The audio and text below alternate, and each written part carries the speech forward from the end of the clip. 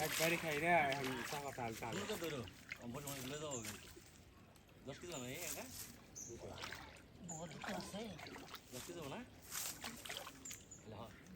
সাজল কিন্তু ভিডিও করে নিলাম কি দেবো না আগে দেখো দিই আঙ্গ দিই বেশি দেবো না না হাতে না পানি নিয়ে যাও আস্তে আস্তে পানি নিয়ে যাও মাছ একটা বড় হয় বড় হলে পরে রক্ত বেড়ে বসে